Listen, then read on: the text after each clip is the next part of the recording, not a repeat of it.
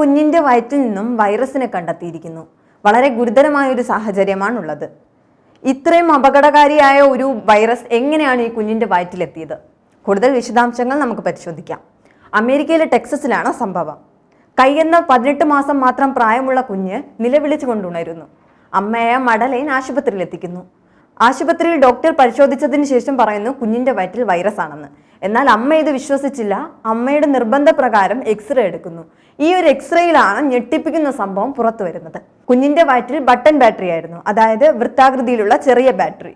ഈ വാച്ചുകളിലും റിമോട്ട് കൺട്രോളുകളിലും കളിപ്പാട്ടങ്ങളിലും മറ്റും കാണപ്പെടുന്ന ഒരു ബാറ്ററി കുഞ്ഞ് വിഴുങ്ങിയിരുന്നു.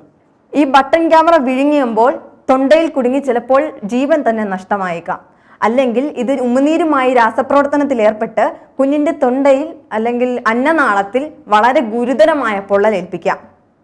എന്തായാലും കൈയെ ജീവൻ രക്ഷിക്കാനുള്ള ശസ്ത്രക്രിയ നടത്തി കഴിഞ്ഞു. കളിപ്പാട്ടങ്ങളിലും മറ്റും കാണപ്പെടുന്ന ഈ ഒരു ബട്ടൺ ബാറ്ററി എപ്പോഴും ആ ഒരു കളിപ്പാട്ടത്തിൽ ഉണ്ട് എന്ന് മാതാപിതാക്കൾ ഉറപ്പുവരുത്തേണ്ടതുണ്ട്. US-ൽ പ്രതിവർഷം 3500ഓളം കേസുകളാണ് ഇതുമായി ബന്ധപ്പെട്ടുണ്ടായിരിക്കുന്നത്. US-ൽ 3500ഓളം കേസാണ് ഇപ്പോൾ റിപ്പോർട്ട് ചെയ്തിരിക്കുന്നത്. ഇനിയും ഇതിൽ വർധന ഉണ്ടായേക്കാമെന്ന് ഫിലാഡൽഫിയയിലെ ചിൽഡ്രൻസ് ഹോസ്പിറ്റൽ പറയുന്നു. കാണുന്നത് എന്തും എടുത്ത് വായിലേക്ക് ഇടുന്നത് കുഞ്ഞുങ്ങളുടെ ഒരു ടെൻഡൻസിയായി മാറിക്കൊണ്ടിരിക്കുകയാണ്.